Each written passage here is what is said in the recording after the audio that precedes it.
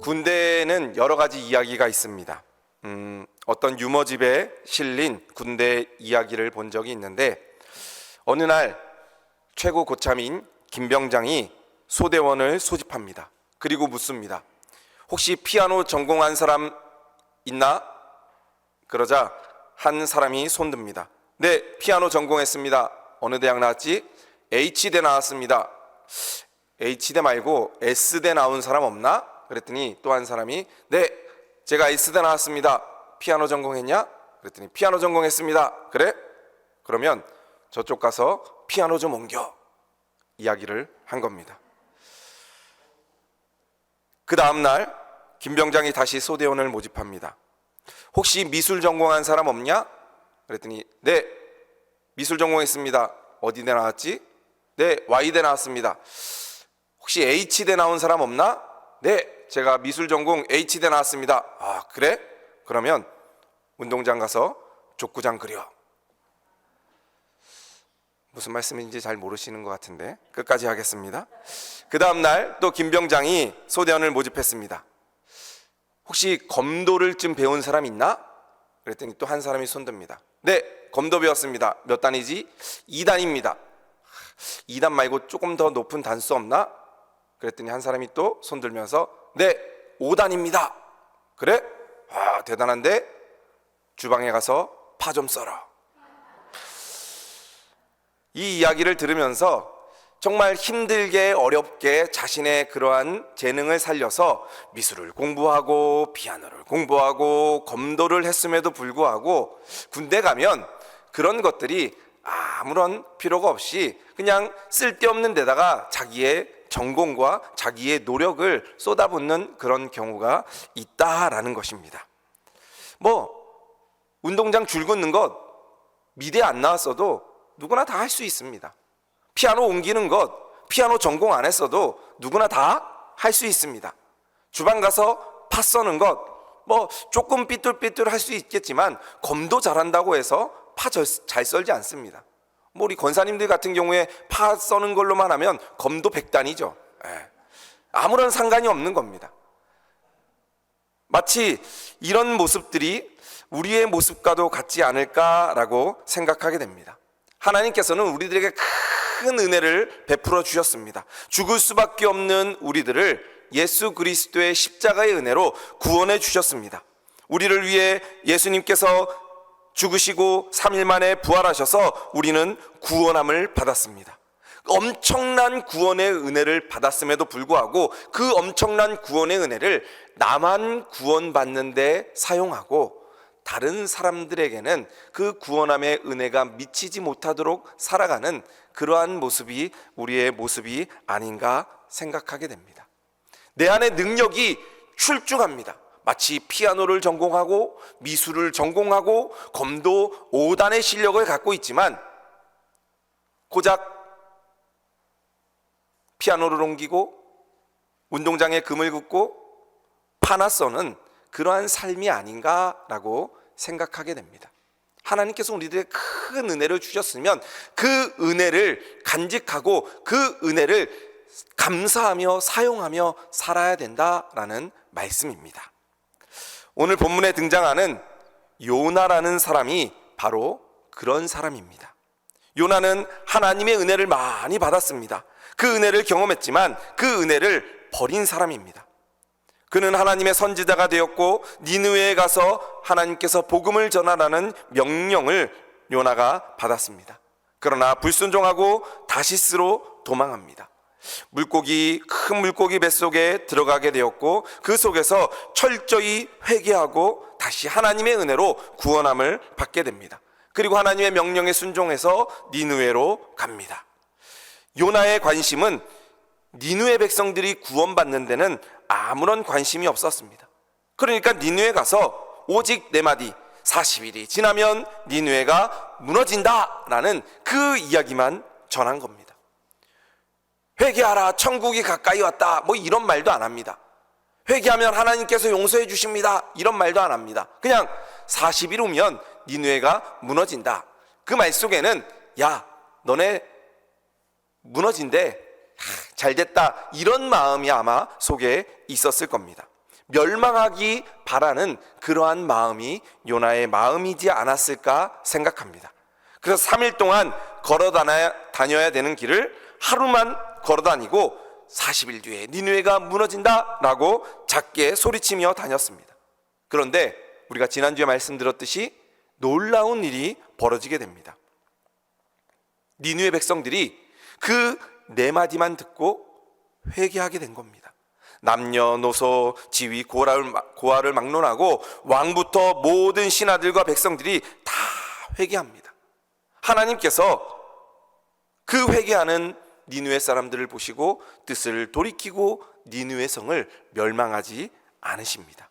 그때 요나가 어떻게 반응하는지 바로 오늘 본문 말씀 1절 말씀에 그 요나의 반응이 나옵니다.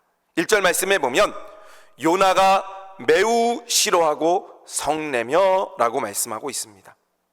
하나님의 사람 요나는 니느웨 성이 회개하고 구원받게 되자 감사하고 기뻐하고 즐거워하기보다는 오히려 싫어하고 성냈다 이야기합니다. 하나님의 선지자인 사람이 사람들이 구원을 받으면 기뻐하고 즐거워해야 되는데 구원받는 역사가 일어나는데도 싫어하고 성내는 모습입니다. 이런 모습이 우리의 모습은 아닐까 한번 생각을 해봐야 합니다. 그리고 하나님께 따졌습니다.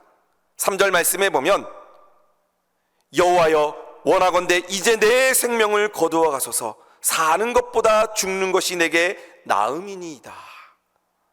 심판받을 줄 알았던 니느웨 사람들이 회개함으로 심판받지 않게 되자 요나는 화가 나고 내 생명을 거두어 주옵소서.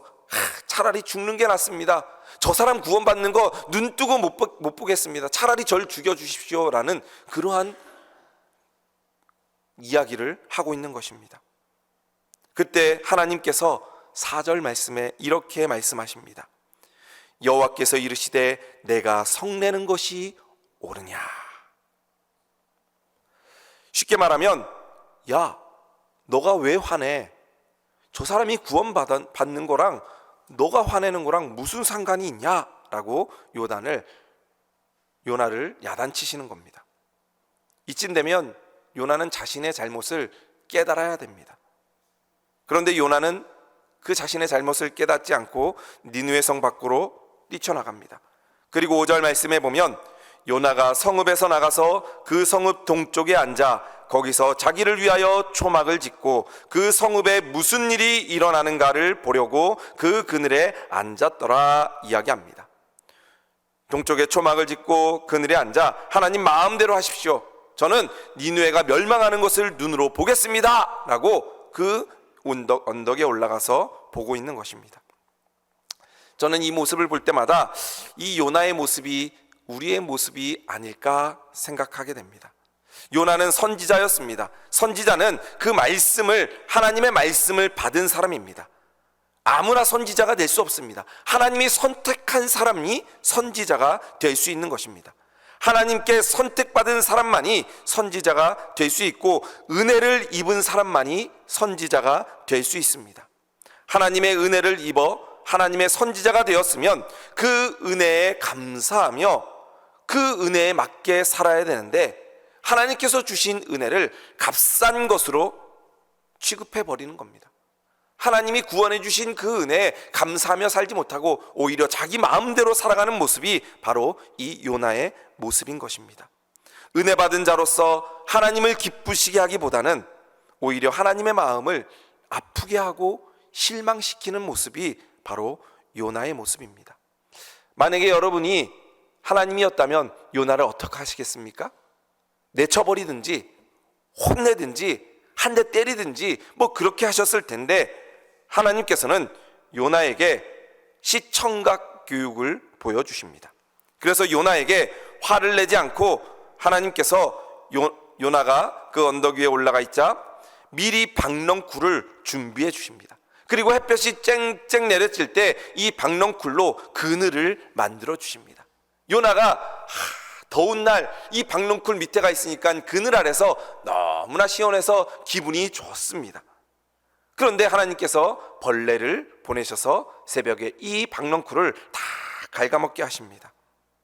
그리고 그 다음날 뜨거운 동풍이 불고 햇빛이 내려쬐니까 이 요나가 나를 죽여주십시오. 야, 너무나 덥습니다. 차라리 죽는 것이 낫습니다. 라고 한탄하는 겁니다. 투덜투덜 대는 겁니다. 조금만 힘들어도, 약간 어려움이 생겨도 불평, 원망을 쏟아놓는 그 투덜이가 바로 이 요나였습니다. 하나님은 이 투덜대는 요나를 향해서 이렇게 말씀합니다. 내가 투덜거리는 것이 옳은 일이냐? 그는 자기 행동에 아무런 문제가 없다고 하나님께 얘기합니다. 하나님, 제가 투덜거리는 게 어떻습니까? 이 박넝쿨, 내가 사랑하는 이 박넝쿨이 없어졌는데 이 투덜거리는 게 뭐가 문제입니까? 이야기합니다. 그때 하나님께서 오늘 마지막 10절 11절 말씀에 요나에게 이렇게 말씀하십니다. 여호와께서 이르시되 내가 수고도 아니하였고 재배도 아니하였고 하룻밤에 났다가 하룻밤에 말라버린 이 박넝쿨도 아꼈거든. 하물며 이 큰 성읍 니느웨에는 좌우를 분별하지 못하는 자가 12만 명이요 가축도 많이 있나니 내가 어찌 아끼지 아니하겠느냐 말씀합니다. 요약하면 너가 박농쿨을 그렇게 아끼는데 요나에는 12만 명의 사람들이 있다. 내가 어떻게 그 사람들을 아끼지 않겠냐라는 말씀입니다. 오늘 이 요나서는 마침표로 말씀하시지 않고 하나님께서 질문하는 그 질문으로 말씀을 마치고 있습니다. 내가 어찌 이 니느웨 사람들을 아끼지 아니하겠느냐. 우리에게 생각하게 하는 그러한 말씀입니다. 이 말씀을 읽는 우리에게 질문하시는 겁니다. 너는 박농쿨을 더 사랑하느냐? 그 영혼을 사랑하느냐? 오늘 말씀을 함께 살펴보면서 요나의 관심이 무엇이고 하나님의 관심이 무엇인지 그 관점이 다르기 때문에 이렇게 기뻐하는 게 다른 겁니다. 요나의 관점은 무엇이고 하나님의 관점은 무엇이기 때문에 박농쿨을 더 사랑하고 하나님은 니느웨 백성들을 더 사랑했는지 함께 말씀을 나눠보도록 하겠습니다. 먼저 요나의 관심은 나만 생각하는 이기주의, 그러한 생각이 요나에게 있었습니다. 요나의 관심은 자기밖에 없었습니다. 요나는 40일이 지나면 니느웨가 무너지겠다라고 외쳤지만 사실 그 마음속에는 니느웨 성이 멸망하면 좋겠다라는 그 생각이 있었습니다. 자기 민족을 힘들게 하고 자기 민족을 괴롭히고 자기 민족을 쳐들어오는 그 니느웨 성이 심판받아야 마땅하다라고 생각했습니다. 요나는 전적으로 이기주의의 모습을 보여줍니다. 나에게 조금이라도 해가 되면 그 사람은 나쁜 사람입니다. 나를 조금이라도 괴롭히면 그 사람은 적입니다. 내 생각과 조금만 다르면 그 사람은 죽어야 되는 사람이라고 생각하는 이기주의의 사람입니다. 우리도 그런 모습이 있지 않나 한번 생각해 봐야 됩니다. 나에게 조금 위협을 가하고 손해를 입히면 에이, 잘못됐으면 좋겠어. 운전하다가 조금이라도 나한테 위협을 하고 새치기를 하면 에이, 가다가 콱 사고나 나버려라. 뭐 이런 마음들이 우리 안에 다 있지 않나 생각됩니다. 모르는 사람인데도 우리에게 조금만 불편하게 하고 해를 끼치면 잘못되게 되는 그런 마음들이 우리 안에 있지 않나 생각됩니다. 중국의 워치만 리는 이기주의에 빠지면 5가지 병적인 결과가 생긴다고 합니다. 우리 안에 이기주의에 빠지면 나만 알게 되면은 유별나게 주관적인 사람이 된다고 합니다. 다른 사람들의 주장이나 생각은 듣지도 않고 무조건 반대합니다. 왜냐하면 나만 생각하기 때문에 다른 사람이 뭐라고 하든 무조건 반대하는 겁니다. 마치 우리 정치를 보는 것과 같지 않습니까? 나만 생각하는 겁니다. 둘째로 이기주의에 빠지면 지나치게 우월주의가 됩니다. 나를 알아주지 않고 칭찬하지 않으면 화를 냅니다. 왜냐하면 내가 더 높은 사람이고 다른 사람은 다 낮기 때문에 내가 높아져야 되는 겁니다. 또 이기주의에 빠지면 자기 도취에 빠집니다. 내가 잘하고 있다고 생각합니다. 나는 잘하는데 저 사람이 왜 나를 괴롭히지? 나는 잘하고 있다라는 자기 도취에 빠지게 됩니다. 또 자기만 사랑합니다. 나머지 사람들은 다 필요 없고 자기만 사랑받을 사람입니다. 또 세상 물질을 지나치게 사랑합니다. 그래서 영적인 문제나 도덕적인 것은 상관없고 내 배만 배부리면 됩니다. 내가 돈만 벌면 됩니다. 그 사람들이 바로 이기주의에 빠진 결과를 낳는 그러한 사람들입니다. 이런 이기주의에 빠진 사람들은 다 영원히 병들게 되어 있습니다. 하나님의 은혜를 받더라도 오래가지 못합니다. 작은 일에도 자주 넘어지게 됩니다. 이런 나만 생각하는 이기주의를 우리는 십자가에 못 박아야 됩니다. 예수님께서 바로 이런 이기주의의 생각을 가지고 계셨다면 우리는 구원받지 못했을 겁니다.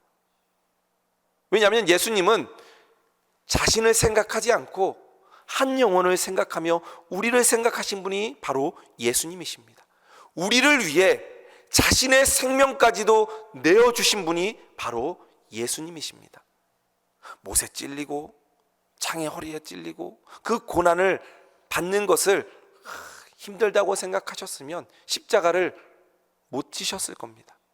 예수님은 자신에 대해서 하나도 생각하지 않고 바로 나만 생각하신, 우리만 생각하신 분이 바로 예수님이십니다.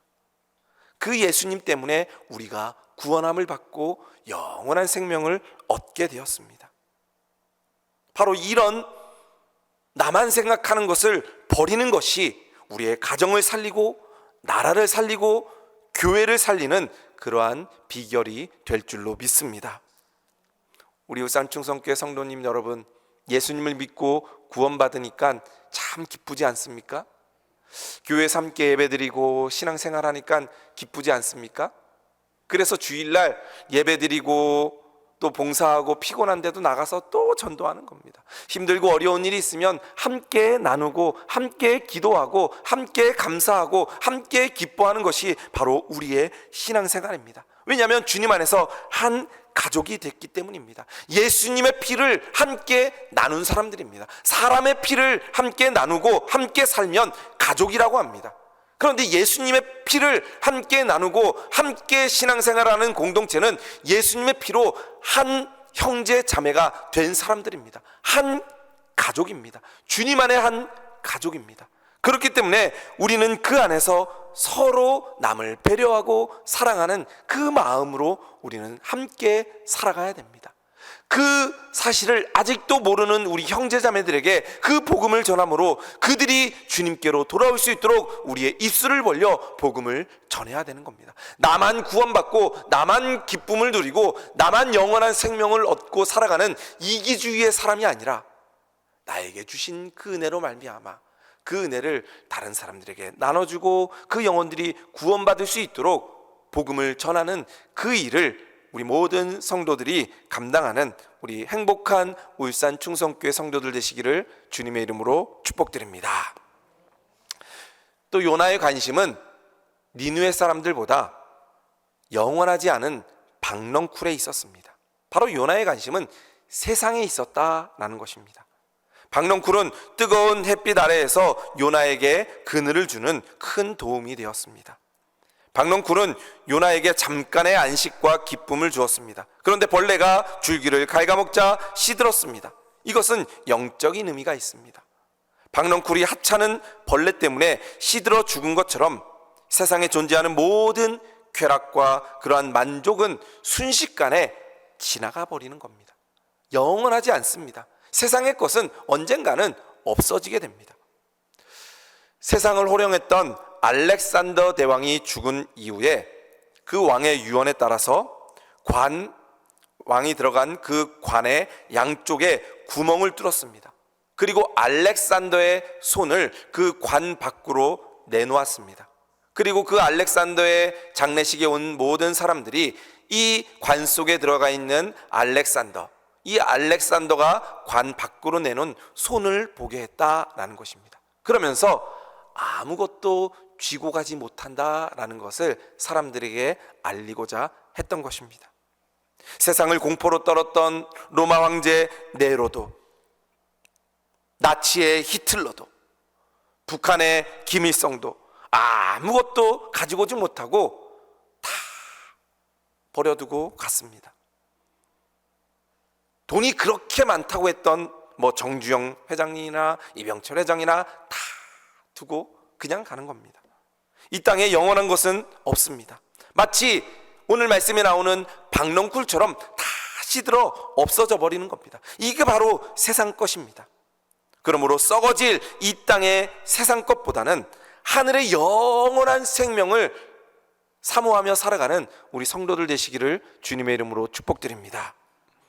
영원하지 못한 것, 세상 것으로 만족하지 않고 영원한 생명인 천국을 바라보며 하나님 한 분만으로 만족하는 우리 성도들 되시기를 주님의 이름으로 축복드립니다.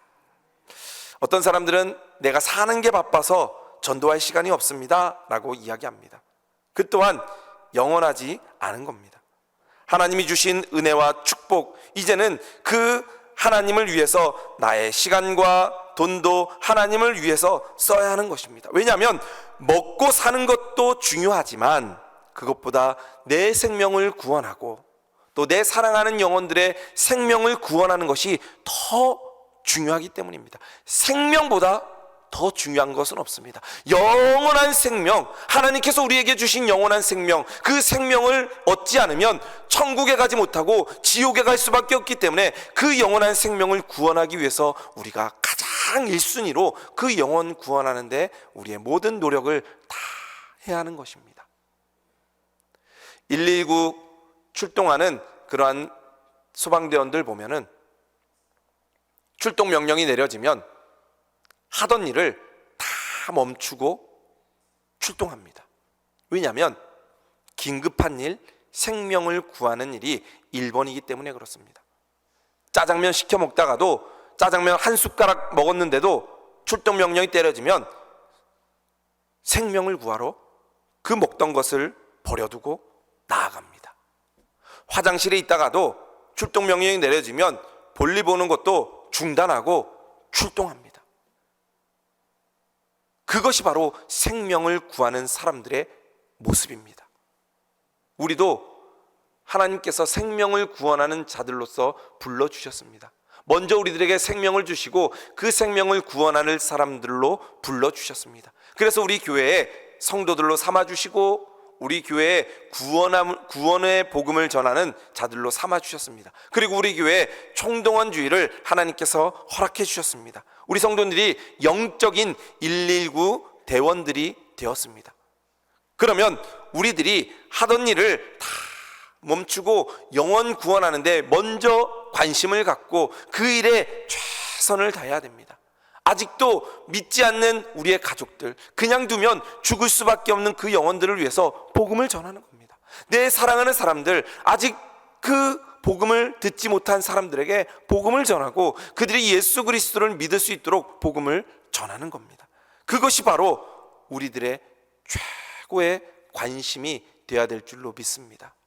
바로 우리에게 생명을 주신 하나님, 영원한 기쁨을 누리게 하신 그 하나님의 은혜를 함께 나누고 그 영혼들을 구원하는 일이 바로 우리의 일입니다. 그렇다면 이제 하나님의 관심에 대해서 함께 살펴보겠습니다. 하나님의 관심은 니느웨 백성들에게 있었습니다. 바로 영혼을 구원하는 일에 하나님의 관심이 있었다라는 것입니다. 오늘 본문은 무엇이 중요하고 우리가 붙들어야 할 것인지를 분명히 가르쳐주고 있습니다. 하나님께 소중히 여겼던 그러한 것이 있는데 하나님께서 소중히 여겼던 것은 박넝쿨이 아닙니다. 바로 니느웨 사람들입니다. 하나님의 관심은 요나가 소중하게 여기는 박넝쿨이나 자기 자신이 아니라 좌우를 분별하지 못하는 니느웨 사람들이었습니다. 그래서 11절 말씀에 하나님은 이렇게 말씀하십니다.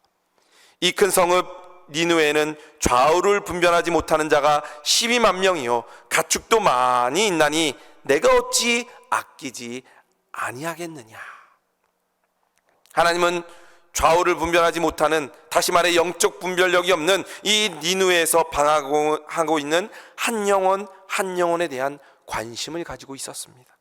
하나님께서는 이 12만 명의 영혼들을 구원하고자 그들을 복음을 듣게 하시고 그들을 용서하시고 그들을 구원해 주셨습니다.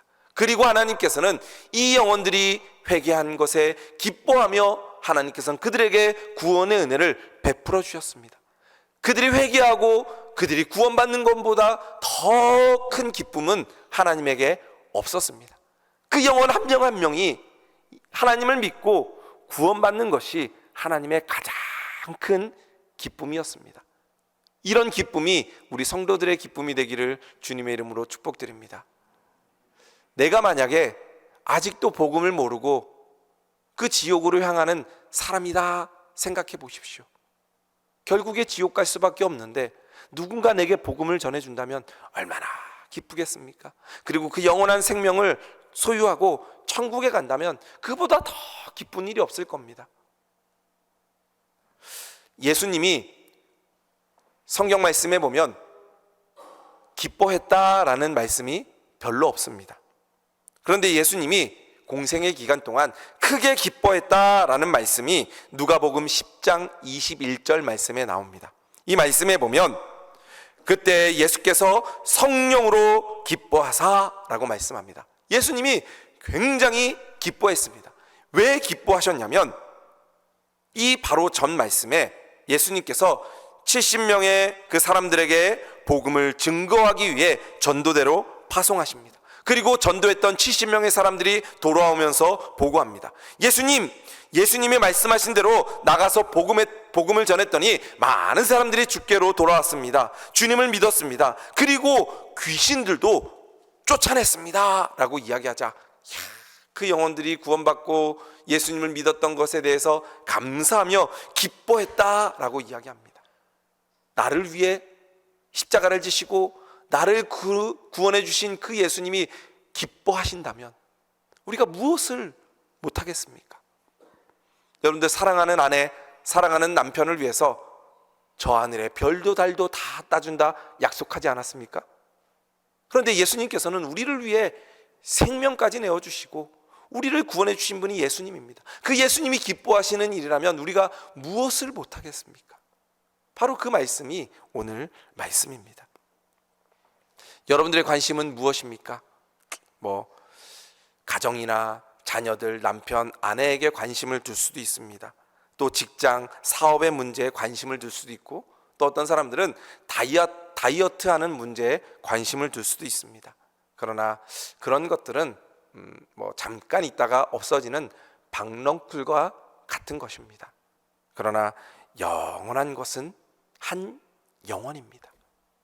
그 영혼에 대한 사랑하는 마음, 마치 하나님께서 니느웨 백성들을 사랑하셔서 그 영혼들이 구원받기 위하는 그 마음, 이 영혼들을 구원하기 위해서 누가 나를 위해 갈고 이야기하는 그 하나님의 말씀처럼, 심지어는 요나가 대충대충 복음을 전했던 그 이야기를 듣고도 니느웨 백성들이 회개하고 하나님께로 돌아온 것처럼 하나님께서 우리를 부르셔서 이번 총동원 주일에 복음 전하기 위해 우리 믿지 않는 가족들과 믿지 않는 이웃들을 전도하기 위해 나를 부르셨습니다. 작은 한마디, 예수님 믿고 구원 받으십시오. 4월 20일 총동원 주일 우리 같이 교회 갑시다. 그 한마디를 통하여 하나님께서 그 영혼이 구원받고 영원한 생명을 주시는 그러한 은혜가 이번 총동원 주일에 있기를 주님의 이름으로 축복드립니다. 오늘 말씀을 정리합니다. 요나는 온통 관심이 자기 자신에게밖에 없습니다. 또 요나는 온통 관심이 세상 그 박넝쿨과 같은 것에 관심이 있습니다. 그러나 하나님은 세상 것이나 자기의 생명을 소중히 여기지 아니하시고 바로 그 한 영혼에 관심이 있었습니다. 그 예수님께서 그 한 영혼에 관심을 갖고 그 한 영혼을 위해 십자가에서 죽으신 그 사건이 바로 이번 고난주일입니다. 그리고 금요일, 그 성금요일에 예수님께서 십자가에서 죽으심으로 우리의 사랑을 확증하시고 우리를 구원해 주셨습니다. 늘 그 하나님의 사랑과 예수님의 사랑으로 구원받은 우리 성도들이 늘 주님의 은혜에 감사하며 이제는 그 감사의 마음을 실천하며 영혼 구원하는 데 최선을 다해 앞장서는, 그래서 총동원 주일에 하나님의 마음을 기쁘시게 하고 예수님을 기쁘게 하는 우리 모든 성도들 되므로 많은 영혼들이 주께로 돌아오는 놀라운 역사가 우리 울산 충성교회 있기를 주님의 이름으로 축복드립니다.